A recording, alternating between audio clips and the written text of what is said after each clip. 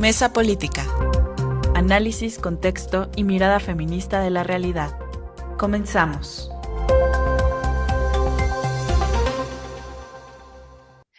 Hola, ¿qué tal? Muy buenos días. Lunes 17 de agosto del 2026. Gracias por acompañarnos en una emisión más de Mesa Política. Yo soy Lucía Lagunes Huerta y le doy la más cordial bienvenida. Gracias por estar. Le recuerdo también los números de cabina 5535084761 y recordarle que a través de las distintas redes sociales X, Facebook, Instagram, nos va a poder encontrar como CIMAC Noticias. Invitarle a que a través de estos dos hashtags que hemos creado para usted, CIMAC Radio y Periodismo Feminista, nos haga llegar sus comentarios, los temas que le gustaría que nuestras panelistas pudieran estar abordando de manera permanente. Y recordarle que todos los jueves en punto de las 11 de la mañana, a través de la frecuencia de 97.3 de FM en esa radio, nos va a poder encontrar para pues una retransmisión que hacen de este programa y bueno, pues estamos muy contentas de que eso ocurra. Y en estos momentos, de manera simultánea, tenemos ya el enlace con Radio Monarca en el 106.7 de FM, esta radio que está ubicada en el municipio de Contepec, en el estado de Michoacán de Ocampo, y también en estos momentos ya estamos en el enlace con Radio Joco en el 106.9 de FM, esta radio que está ubicada en el municipio de Jocotitlán, en el Estado de México, pues son las dos vías a través de las cuales también estas voces, estas reflexiones inteligentes de Imelda Marrufo, de Angélica de la Peña en esta ocasión, y le mandamos un saludo y un abrazo muy grande a Marta Tagle con los mejores deseos para que su hermano pronto esté recuperado.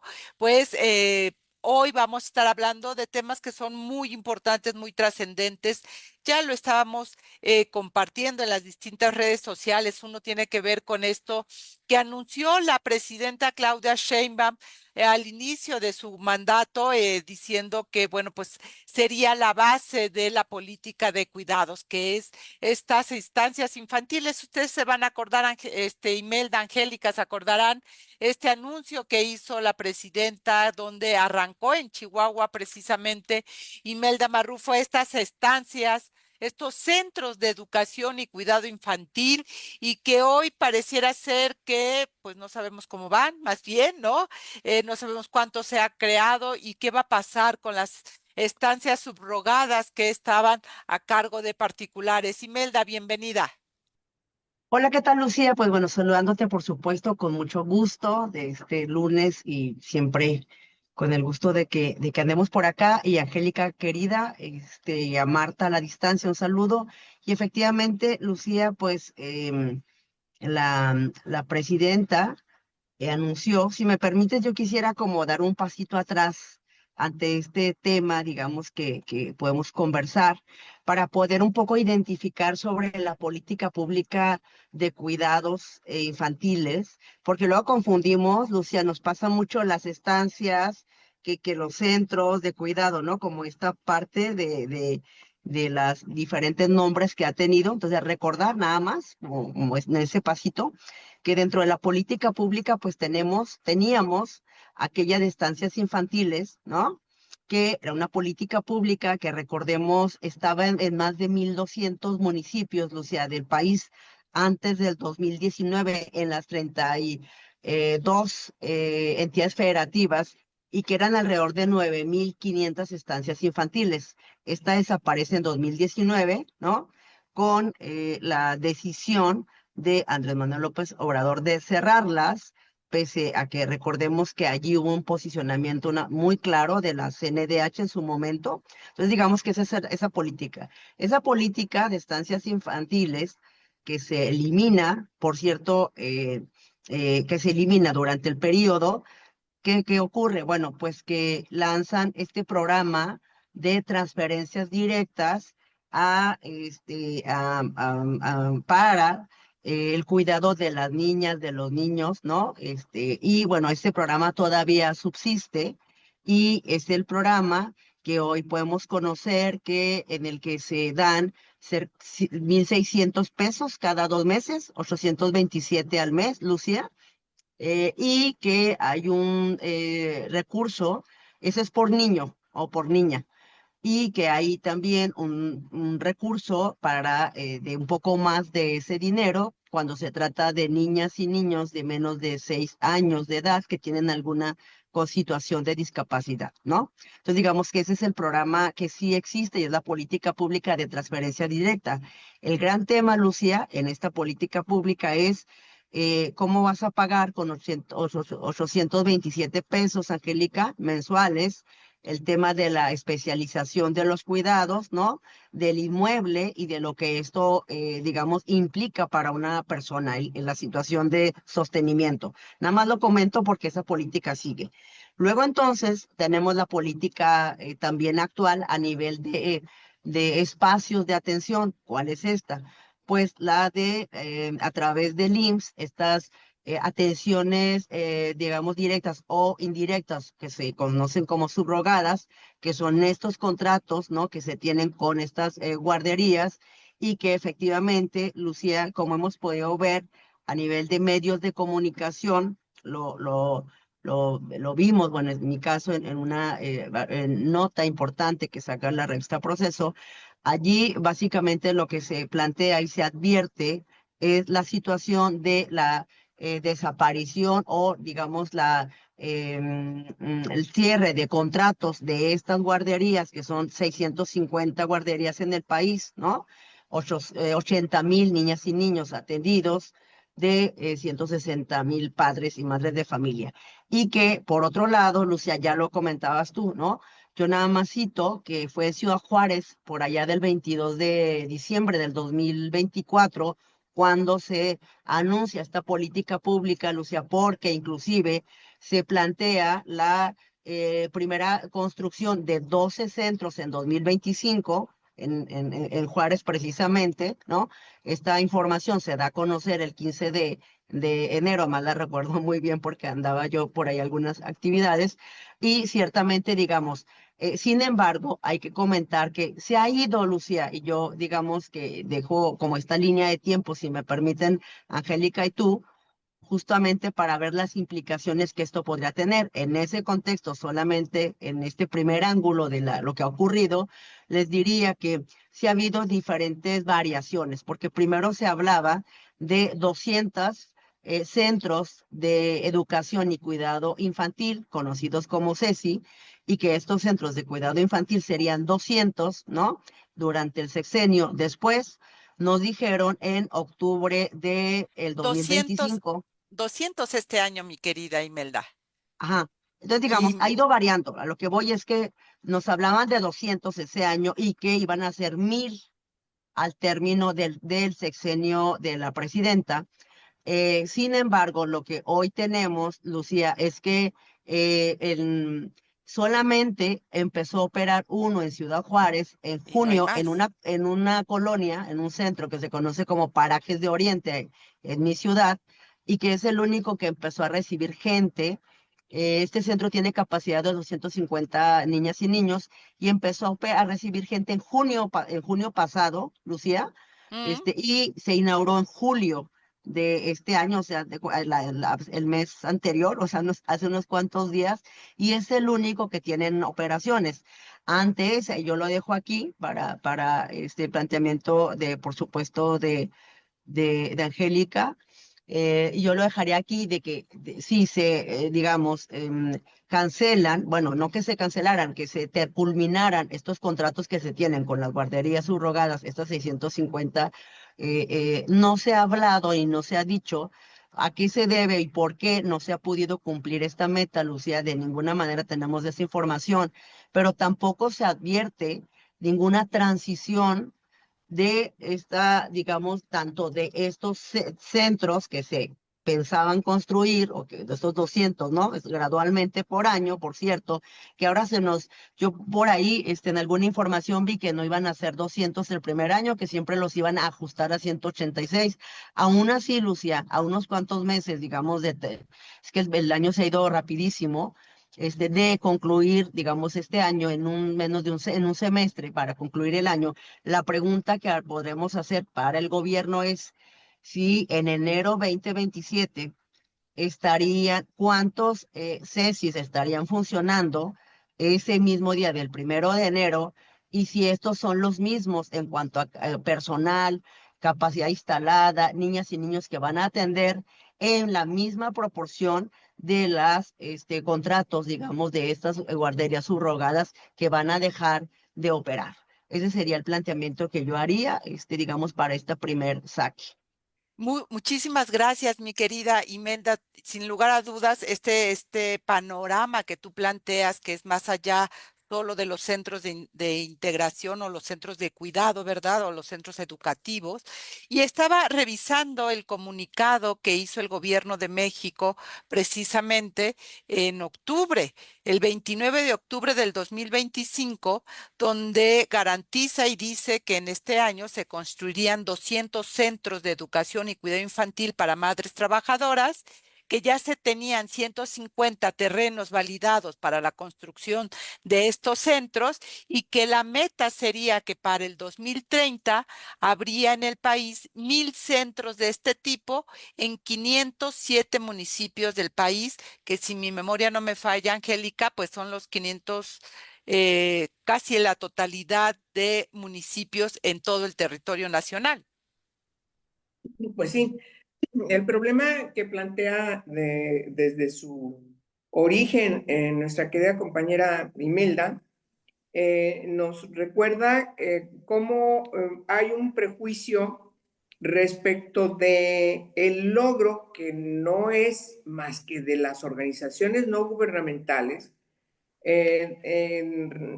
respecto de la instalación de estos centros, estas estancias infantiles para madres y padres, el 20% recurren padres, cada vez son más los padres que recurren a estos servicios y que no tienen acceso a las estancias infantiles del IMSS y del ISSSTE. Me parece que eso es muy importante destacar. Son de niñas y niños que no están en el marco de la seguridad social oficial y entonces se tiene que recurrir a instancias, en este caso, bajo el método de la subrogación. ¿Por qué digo que hay un prejuicio terrible? Recordémoslo, que sigue prevaleciendo, por eso lo menciono, porque nosotras, todas las organizaciones, siempre estuvimos exigiendo que hubiesen estos centros, estas CENDIs, a que pudieran ser accesibles a quienes no tenían acceso a los derechos desde la seguridad social y que se concretan, por cierto, en el sexenio de Calderón. Cuando llega López Obrador y quita los recursos, el prejuicio de López Obrador contra estas estancias es que eran del neoliberalismo y eran por Calderón, lo cual es una mentira terrible porque el gobierno simplemente atendió la exigencia de años de las organizaciones. Y fueron las organizaciones las que estuvieron insistiendo. Y entonces eliminan este apoyo y dejan al garete a todas estas organizaciones, a todos estos estancias infantiles en todo el país. ¿Sí? Querida Angélica, pues estabas planteando efectivamente este prejuicio que pareciera ser lo que está sosteniendo el querer quitar estas estancias y no mirar la demanda que hicieron la sociedad civil para que se crearan estas estancias infantiles. Sí, porque miren, todas sabemos que la subrogación que se quita y que se da, recuerdo yo la cantidad de 800 pesos directo a las familias para que resolvieran el problema con una gran cantidad de situaciones muy coloquiales, por cierto, de cómo se empezaban a organizar en los barrios, a quién contrataban, y no tenían esta figura. O sea, me parece muy importante destacar que las estancias infantiles que funcionaban eran estancias debidamente formadas. Es decir, tenían un método, tenían una planificación, tenían un avance desde el punto de vista pedagógico, desde cómo fomentar el desarrollo cognitivo a partir de los meses, los años de las niñas y los niños que tenían. Es decir, no era una improvisación. Entonces, a partir de entonces dejan a la improvisación, le dan el dinero a las madres para que a ver cómo le hacen, cómo lo resuelven. Y fueron situaciones muy críticas que todavía no se valora el impacto, insisto, cognoscitivo que tuvieron todas esas niñas y niños a partir de que quitan esas estancias y los dejan al garete. Ahora bien, estamos frente a una exigencia que hoy tratan de concretar, pero de ninguna manera tenemos la posibilidad de poder comparar lo que se logró y que se derogó en aquella época.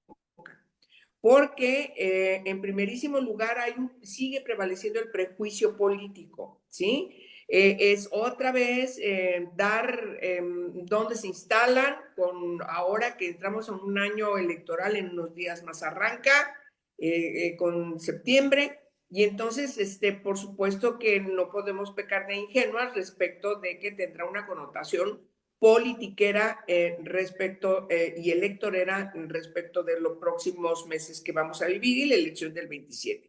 Me parece que ese es el primer problema que no se tuvo en aquella época, ¿sí? Porque en aquella época hubo una discusión muy importante con expertices que, insisto, desde cómo tenían que ser conformadas formalmente esas estancias, no guarderías, sino estancias infantiles, con un concepto más moderno del desarrollo cognitivo y cognoscitivo, las dos cosas. Y ahora, pues no sabes, está politizado. Y el otro asunto es de que no hay manera de que tengamos condiciones de saber lo que sí se sabía desde las organizaciones especializadas, desde estos aspectos que yo menciono, saber efectivamente que esas estancias infantiles que se van a funcionar cumplan el objeto, porque no es de llegar y guardar niños y niñas, sino es empezar a formar desde una edad temprana, a partir de los años, los meses que se tiene justamente, porque es la entrada prácticamente no solamente al kinder, sino también a la primaria. Pero ese es un desastre. Desde ahí comienza el desastre de la educación en México. Y termino diciendo que todo este prejuicio nos lleva a que, por desgracia, una noble, como pudiéramos catalogarla, y una asertiva decisión y una obligación que el Estado tiene que otorgar a las niñas y a los niños desde estas pequeñas edades, pues simplemente está cayendo otra vez estos temas que tienen que ver con estos derechos en la política o en la politiquería. Y eso me parece muy grave porque no cumple el objeto de la promoción, de la exigencia, de la creación de estos centros que no tienen nada que ver con la política, por cierto.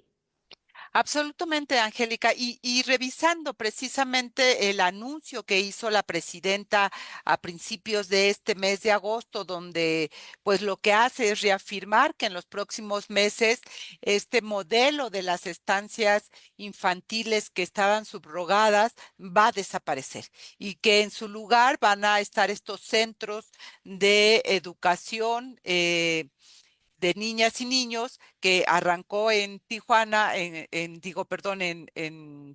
Chihuahua, pero me parece que lo que tenemos, y ustedes lo colocan muy bien, Angélica, y tú, Imelda, es que no sabemos cuál es el modelo que van a estar usando esas centros de educación, ¿no? ¿Cuál es el modelo de atención de niñas y niños? ¿Cuál es ese modelo educativo? ¿Hacia dónde está yendo ese modelo? Y el otro elemento fundamental es esta concepción de madres y padres trabajadores. Y yo me pregunto, pues todas las mujeres que están trabajando dentro del hogar y que no es reconocido como un trabajo remunerado, ¿qué va a pasar con ellas? Ellas también van a poder acceder o tú vas a llegar con un papelito que diga que eres una trabajadora, no sé, con afiliación al ISSSTE o al Seguro Social, y eso deja por fuera a la gran mayoría de las mujeres que están en el trabajo fuera del hogar, porque más del 70%, si no es que el 70%, ahorita el dato no lo tengo preciso, de las mujeres que tienen un trabajo remunerado están en la informalidad. Me pregunto si ellas van a poder acceder también a ese tipo de trabajos y si las mujeres que están trabajando en el hogar, como se les conoce, amas de casa, y que la presidenta ha dicho que hay que reconocer porque es un trabajo y bla, bla, bla, también van a poder acceder a ello, o se sigue teniendo el esquema de que sales a trabajar, porque en el hogar no se trabaja, mi querida Imelda. Sí, por supuesto, Lucia. Y fíjate que esta parte que es muy importante, porque el planteamiento que estamos haciendo, bueno, digamos, en cuanto a la situación y las condiciones de las, particularmente en este caso, madres trabajadoras, aunque es cierto que más padres, como señala ya Angélica, acuden a, digamos, los centros, sobre todo de guarderías. Yo me pregunto, Angélica, Lucía, ¿quién cuida a las niñas y a los niños, digamos, desde que dejaron de existir las estancias infantiles, este programa del que hemos comentado, Angélica? Porque si ponderas o, digamos, haces un prorrateo del dinero diario, pensando en que hay 1,650 pesos para bimestrales, para de transferencias directas, estaríamos hablando, Lucía, de 27 pesos diarios, ¿ah? Pensando en 2 meses. Entonces, ¿quién cuida a estos niñas, esos niños con 27 pesos diarios? ¿Dónde están esos niños y esas niñas? Y yo quiero solamente subrayar que en esta mesa hemos hablado de la situación de violencia cometida contra las niñas, niños, las infancias, Angélica, en diversas ocasiones, y que inclusive hemos podido afirmar que, por ejemplo, todo el tema de la violencia sexual contra las niñas y los niños de todas las edades, pero también, por supuesto, desafortunadamente, chiquitos, chiquitas, Angélica, desde 0 a 4 años, situaciones que las podemos podido desafortunadamente registrar, bueno, afortunadamente para el tema de poder documentar, pero que ocurren. Entonces, por eso planteo esta situación o qué se espera, Lucía, como lo señalas, ¿no? Finalmente, estamos hablando de un sistema que en realidad no lo es, porque en la OCESI, estos centros de educación y cuidado infantil, de los cuales se desconoce el modelo que tendría, que sí deben implicar, ya lo dice Angélica, la especialización. Yo no sé, no solo que estén los inmuebles, Lucía, porque el indicador no tiene que ver con los terrenos que dice el comunicado, o cuántos se van a tener, o cuántos predios separados, es cuántos lugares hay disponibles y sobre todo el grado de especialización y de la capacitación del personal que va a atender, Exacto. que va a dar esa atención. De eso es lo que nos deberían estar hablando, que vamos a tener el 1 de enero de 2027. Entonces me parece que es importantísimo, es urgente. Que esto que tener la claridad y que se informe, pero no solo eso, me parece que tenemos que ir más allá, porque finalmente los CESIS por sí mismos no son la política del sistema integral de cuidados. Es finalmente una parte que tiene que ver con los cuidados de ciertas edades para las niñas y los niños, pero el Sistema Nacional de Cuidados implica los cuidados de personas mayores, los cuidados de las cuidadoras, es decir, de un sistema realmente de mayor, digamos, duración y mayor integralidad. Totalmente, y que no se trata solamente de cuidar, o sea, de que sacas a la persona mayor en una silla de ruedas y la sacas a la calle a que tome el sol, como en muchos lugares vemos. Fíjense que ahora que estuve en Alemania, por ejemplo, dependiendo de las condiciones de movilidad, de una serie de situaciones de las personas mayores, el Estado incluso paga a quien va a hacer el trabajo doméstico en esas casas, por ejemplo.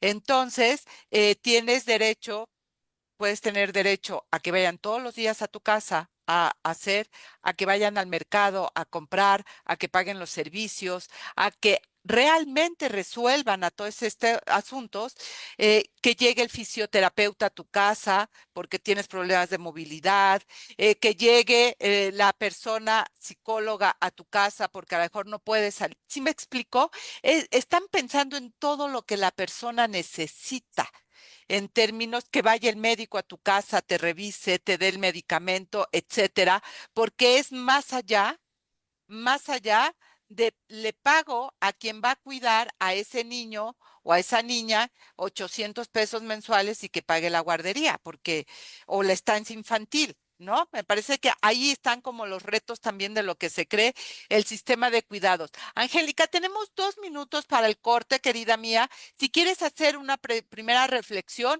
y recuperamos regresando del corte contigo. Sí, bueno, rápido. Lo que tú estás mencionando es simplemente es que estamos, en caso de muchos países europeos, frente a un sistema fiscal totalmente distinto, ¿eh?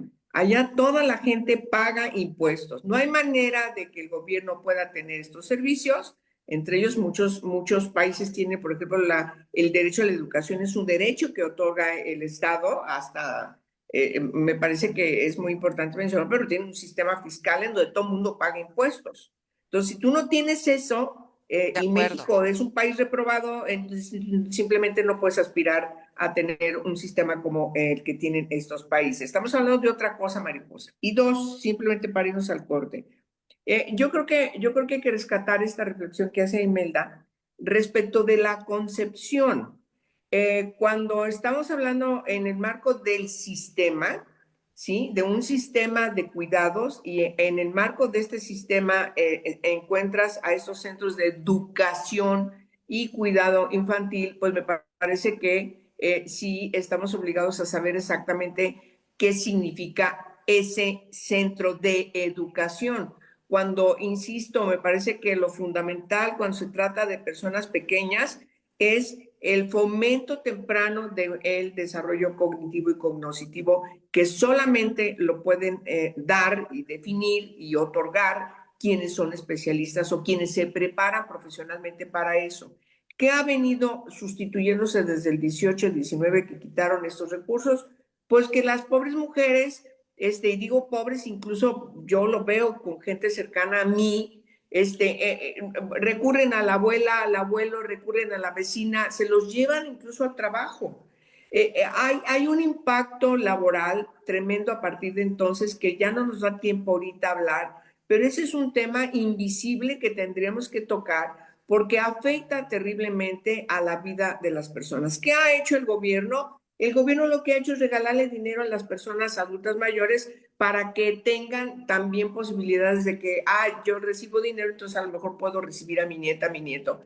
Yo creo que es un asunto muy complejo, pero definitivamente estamos frente a atrasos muy graves respecto de lo que ya habíamos logrado, que no era un asunto que caracterizara a algún presidente de algún partido político. Insisto, eran propuestas, exigencias que hicimos desde las organizaciones no gubernamentales para que el gobierno se obligara a atenderlas. Y hoy simplemente nos están dando a tole con el dedo.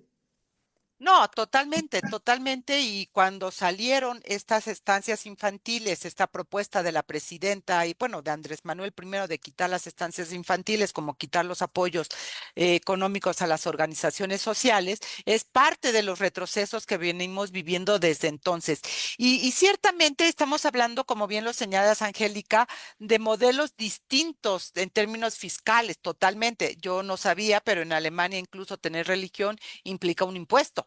Hasta eso pagas, ¿no? Por eso hay fundaciones cristianas o anglicanas o etcétera, etcétera, que hoy están apoyando en América Latina desde hace varios años, no solamente reciente.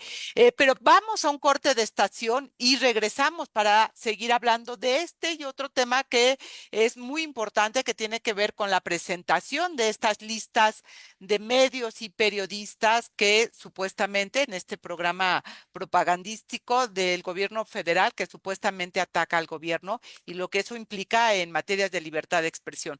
¿No? Mi querida Angélica, y bueno, pues es lo que hoy tenemos aquí en este México, sin duda los retos, como bien lo señalas tú, Imelda Marrufo, de lo que tendría que ser la base de digamos, de las de la propuesta de la política de cuidados en términos financieros, lo dijimos en varios momentos, era todo un reto en México y preguntábamos de dónde va a salir el dinero, porque el costo, recordarán ustedes dos, de lo que se está planeando era en términos monetarios muy, muy alto y por eso creo que el tema pues se quedó en el olvido y hoy tenemos un poco de parches aquí y allá, mi querida Angélica.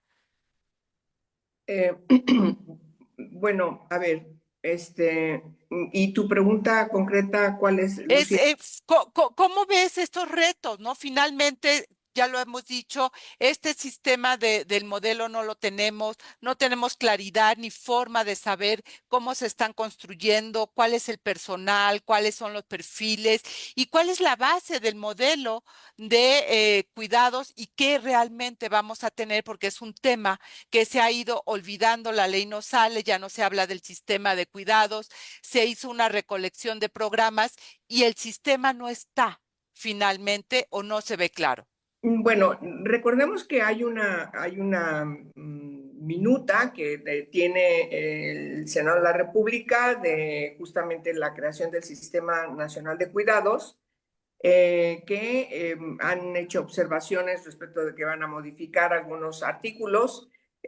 No se ha logrado, no sabemos cómo va ese proceso. Eso significaría que tiene que regresar a la Cámara de Origen para que desde la Cámara de Origen acepten esas modificaciones y pueda ser aprobada y pueda ser enviada a la Secretaría de Gobernación para su publicación en el Diario Oficial de la Federación y empiece a proceder el cumplimiento de cada uno de los transitorios. En estos transitorios, si no hay algún cambio desde el Senado de la República, en el supuesto de que ya lo estén revisando, pues tiene tiempos muy específicos de cuándo entraría en vigor y qué le correspondería a cada quien para poder resolverlo. Lo que sí se destaca es que le corresponde la dirección de la implementación del sistema a la Secretaría de las Mujeres. Y resulta que la Secretaría de las Mujeres no tiene una ley específica que norme a la propia Secretaría de las Mujeres, que sustituya la ley del Instituto Nacional de las Mujeres, porque ya no existe ese instituto, y entonces, además, todavía no tiene una secretaria al frente de la propia Secretaría. Nos informan que la senadora Laura Castillo va a estar al frente a partir de que pida licencia y eso será seguramente, como han anunciado, a partir del 1 de septiembre. Es decir, tenemos una especie como de demagogia en donde se habla, se dice y solamente queda en buenos deseos, pero no hay ninguna situación formal institucional que te refleje, que te diga que van en serio y que van a atender también este reclamo que tiene muchísimos años. Me parece que cuando hablas de un sistema de cuidados, tú ahorita mencionabas tu experiencia de lo que conoces de Alemania, pues es eso. Es decir, el Sistema Nacional de Cuidados que tiene que tener un fundamento legal e institucional y de una formalidad financiera que México no tiene, insisto, porque también tenemos otro gran pendiente que es la reforma fiscal que yo mencionaba, que no lo tocamos, pero es verdaderamente preocupante porque en México quienes pagan impuestos solamente quienes están, los trabajadores y trabajadoras que están en un ámbito cautivo desde el punto de vista fiscal, pero hay un gran vacío para recabar recursos fiscales de manera que tengamos condiciones de que el gobierno pueda solventar todas estas obligaciones desde un enfoque de desarrollo social. Y por supuesto, pues me parece que ese problema lo venimos arrastrando también hace mucho tiempo y creo que no va a haber condiciones de que aún aprobándose este sistema se pueda implementar como se debe, porque no veo yo a este gobierno de la 4T interesado en que haya un trabajo estructural para apoyar a las familias, insisto, de manera formal, no en la dádiva gubernamental que se da cada mes, cada 2 meses a las personas que tienen cierta característica de vulnerabilidad. Eso definitivamente, y eso no lo digo yo, te lo dice cualquier especialista y te lo fundamentan todos los especialistas en el mundo, por supuesto que no incide en el desarrollo social, sino al contrario, está sustituyendo desde la filantropía gubernamental el deber del Estado de garantizar todas estas condiciones de desarrollo social de todas las personas a partir de sus propias necesidades, pero resolviéndolo estructuralmente, no desde la asistencia social, no desde la dependencia gubernamental, porque resulta además de que México está teniendo serias dificultades para tener los recursos que se necesitan para todas las actividades y responsabilidades que tiene el gobierno. Podemos hacer una gran lista. Salud, es una crisis como nunca lo habíamos visto. En educación, bueno, la educación no importa a las niñas y los niños, sino los sindicatos que vienen y hacen todo lo que ya sabemos que hacen en nuestra ciudad. Y así puedo hacer la gran lista en donde el gobierno no está actuando desde el enfoque de lo que tiene que ser el desarrollo social. Y pues es un tema muy complejo y yo creo que no va a haber condiciones objetivas de concretar el sistema de cuidados como siempre se ha exigido, querida Lucía. Así están las cosas. Totalmente de acuerdo, mi querida Angélica, totalmente de acuerdo. Por eso era tan importante colocar el tema precisamente porque, y hemos dicho, lo has dicho tú, lo has dicho Imelda, lo ha dicho Marta Tagle en su momento, estos anuncios espectaculares que se quedan en anuncios, ¿no? Finalmente se quedan ahí y no van. Y ya que tenemos la palabra contigo, mi querida Angélica, y antes de irnos al corte, pues está el otro gran tema que tiene que ver con las listas que se presentaron y con lo que implica en materia de libertad de expresión, Angélica, querida. Bueno, sí, ese tema es muy importante, lo vamos a tener que abordar muy rápido, pero bueno, yo diría tres cosas, muy rápido, muy breve. En primer lugar, la tergiversación desde el ámbito de administración pública federal de lo que es la Consejería Jurídica de la Presidencia, ¿sí? Creo que tenemos experiencias muy importantes respecto del funcionamiento de una real Consejería Jurídica que tiene la función de coadyuvar, de estar cerca de la Presidencia de la República, de la Presidencia, no del gabinete, de la Presidencia de la República, para orientarle desde el punto de vista jurídico, no desde otro aspecto, sino desde el punto de vista jurídico, cómo tienen que normarse las directrices del propio gobierno, ¿sí? Me parece que el objeto de la creación de la Consejería Jurídica de la Presidencia, como está en el organigrama de la administración pública, está totalmente tergiversado. Eso me parece gravísimo.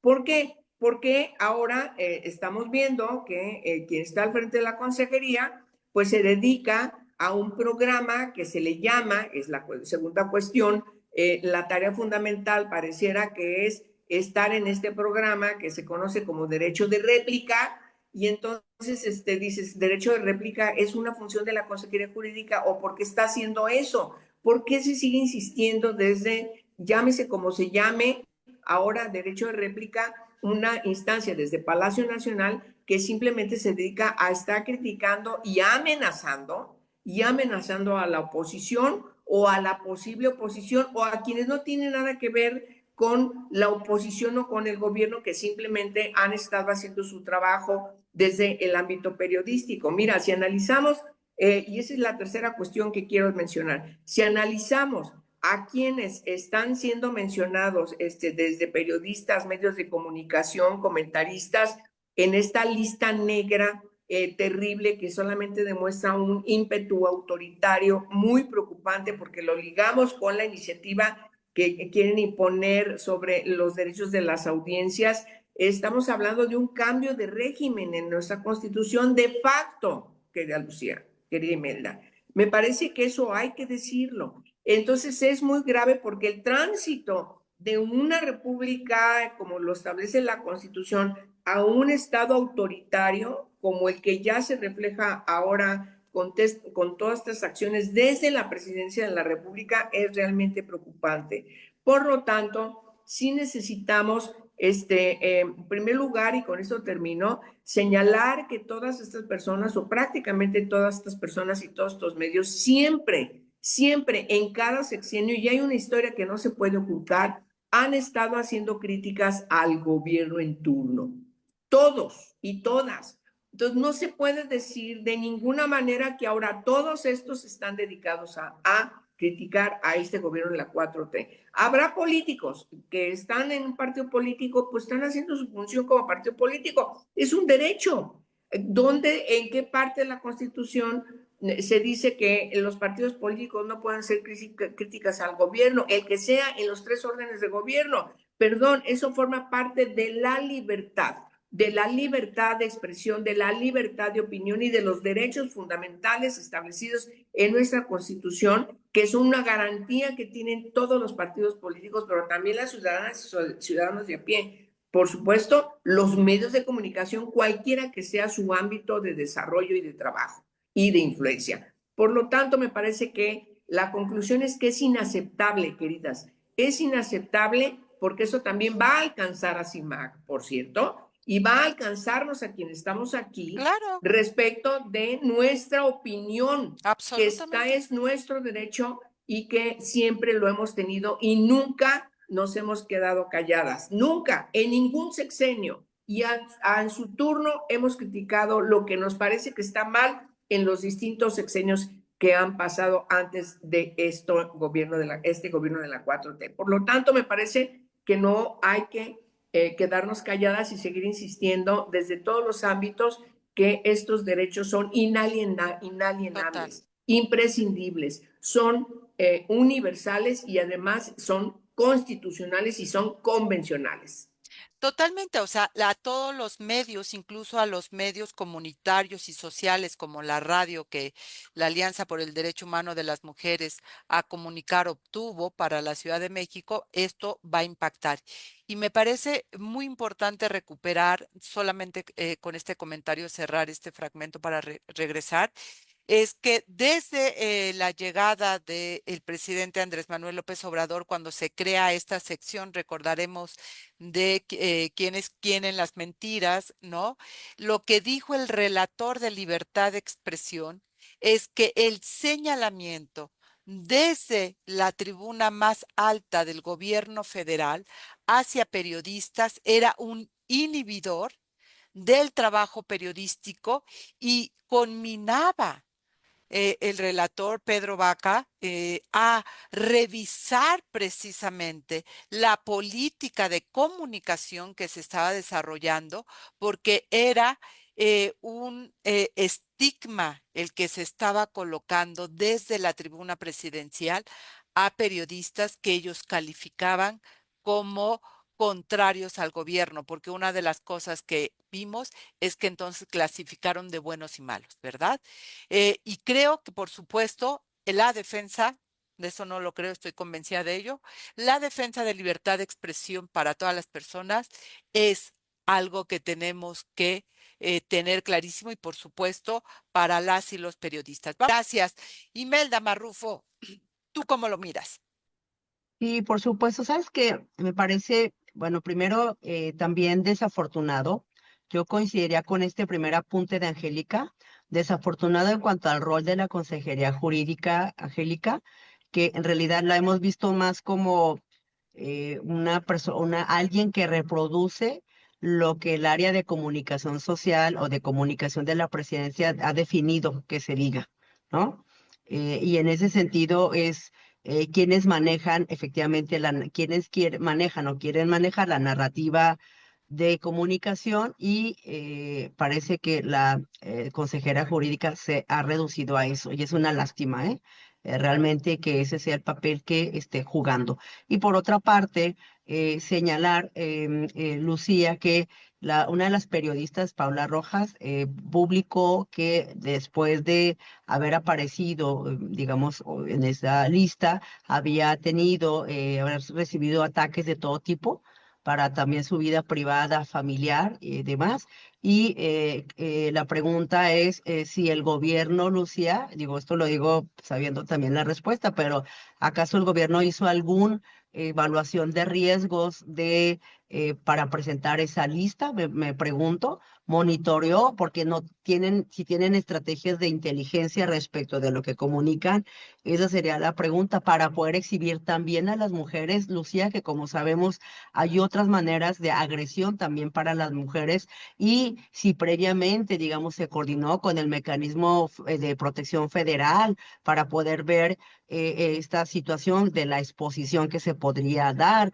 Recordemos también que un día antes, Lucía, vi una de las informaciones relevantes en donde se daba a conocer que en cerca de 2 meses, Lucía, ya me corregirás tú, pero habían asesinado alrededor de 5 periodistas, y justamente fue, me parece que un día antes o dos el 11 de agosto, en el que se estaba emitiendo esta información, Lucía, de la que tuvimos cuenta, por una parte, y por otra, me parece también de verdad que raya en no sé cómo poderlo, es decir, es un tema de un autoritarismo, ya lo señalaba Angélica, esta posición en la que el Estado mexicano, el gobierno, sobre todo, se quiere colocar como una víctima, ¿no? Cuando efectivamente tú ya señalabas los criterios de la Relatoría de Libertad de Expresión, que en sus estándares plantean que debe de tener, digamos, los servidores públicos mayor tolerancia al escrutinio, ¿no?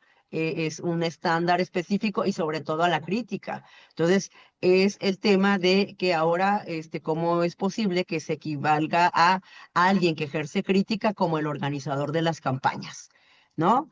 Y también cuál es la metodología que se hace para esta revisión de los medios de comunicación, qué pasa con sus medios afines también, ¿no? Entonces me parece que ese sería el planteamiento en el que a mí también me sigue preocupando, y sobre todo, lo señalaba Angélica, creo que toda esta situación se ha venido generando en el marco de esta, digamos, acotamiento y reducción y prácticamente una eliminación, digamos, disfrazada del derecho a la libertad de expresión, porque efectivamente se está discutiendo esta, digamos, legislación de las audiencias, de la que ya Angélica nos comentaba, y ese es el contexto, Angélica, efectivamente. Tiene que ver con, digamos, normalizar, es decir, a través de las normas jurídicas, acotar la libertad de expresión claramente y emitir, digamos, algún tipo de sanción. Entonces, me parece que ese es el planteamiento. Qué bueno que estamos discutiendo este tema, analizándolo, y solamente subrayo, Lucía, nos faltan muchas periodistas de saber qué ocurrió con sus asesinatos. Son muchas y no las podemos olvidar. Yo, la verdad que cada vez más recuerdo a varias de ellas, le había comentado con ustedes, varios de los casos que aquí se ha planteado. El caso de Rosana Guzmán, me parece que es una situación en donde hay un tema de complicidades y del poder político de las autoridades en todas estas mafias que hay de criminalidad en los estados, en donde finalmente terminan siendo las mafias quienes toman las presidencias municipales, y To- de repente están en el gabinete ya despachando. Totalmente de acuerdo. Y qué importante que hayas colocado el tema, mi querida Imelda Marrufo, del riesgo que implica, porque uno de los elementos que marcó el gobierno del expresidente Andrés Manuel es que el señalamiento en la mañanera se convirtió en un factor de riesgo para las y los periodistas. Las historias de las periodistas que cubrían la mañanera y que fueron evidenciadas y colocadas de maneras brutales y mexicanas y extranjeras. Solo recordemos el caso de la corresponsal del New York Times, a quienes el presidente tuvo ese descaro, esa violencia, porque era violencia, de colocar su número telefónico en pantalla, donde millones de personas vieron, tomaron el teléfono y la amenazaban directamente. Y las periodistas, y Simaca ha reportado mucho eso en sus informes de libertad de expresión, señalan cómo después en la calle esa violencia que pueden recibir en correos electrónicos, en chat, en mensajes, en las redes sociales, en la calle se concreta Ese es el riesgo y te puedo asegurar que no hay ningún contacto con el mecanismo de protección, porque lo que hemos visto desde que llegó el gobierno de Morena es el debilitamiento de la única instancia de protección que logramos la sociedad civil para las y los periodistas. Y perdón que tome el tema también porque pues es un tema que por supuesto toca fibras sensibles de este lado. Angélica de la Peña. Sí, ya nada más para concluir nuestro programa, me parece que, insisto yo, con mucha preocupación de que todas estas acciones que están distinguiendo a la 4T nos están llevando a un nuevo régimen de gobierno. Me parece que ese es el asunto. Y toda la estabilidad que se había empezado gradualmente a lograr al dejar a este prismo autoritario, prepotente, dictatorial. Recordemos esta frase de Vargas Llosa cuando se refería a el prismo. Yo creo que estos retrocesos de 40 años atrás son muy preocupantes, pero además termino con lo siguiente, alertándonos. Todas estas acciones, queridas, tienen un cometido clarísimo, es impedir que la cuarta T pierda la Cámara de Diputados. Ya tiene un tufo electorero.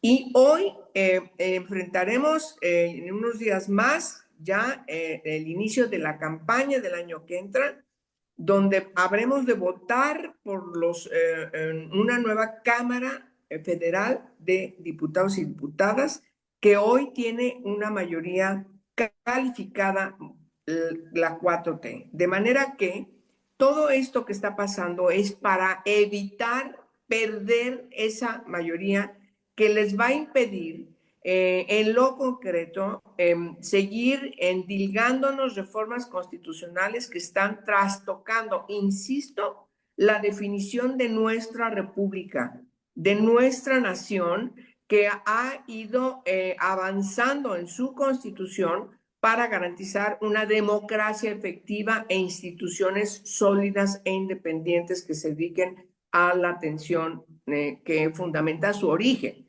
sin discriminación, sin colores partidistas, sin no rendición de cuentas y sobre todo sin indicios autoritarios como lo estamos viendo hoy. Me parece que esa sería la conclusión a la que me llevaría el haber tocado este tema, queridas colegas, querida Lucía, Simac, Imelda, porque no estamos ante una situación ordinaria, sino extraordinaria de emergencia, y ojalá que quienes nos escuchen entiendan el valor de su voto, el valor del equilibrio entre poderes, que tenemos que volver otra vez a reinstalarlo. Obviamente hay que corregir muchas cosas. Nadie dijo nunca que ya habíamos logrado una democracia plena. Estamos en una transición, pero esa transición ha retrocedido 40 años y hoy no tenemos una división de poderes como nos lo ordena la Constitución desde su origen. Desde la primera Constitución,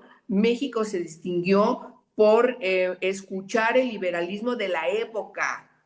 Fue uno de los países, miren, bueno, la propia reforma, la etapa de la reforma en el siglo antepasado, con la división de poderes, pero también de la definición del Estado laico, etcétera. Es decir, necesitamos volver a discutir cómo las personas de carne y hueso, pero con una INE, efectivamente le den valor a su voto. Yo creo que es por ahí, y ahí vamos las mujeres, pues somos el 52%. Absolutamente. Absolutamente. Y cerraría esta mañana con afirmando que la restricción a la libertad de expresión es un indicador de gobiernos autoritarios. Claro.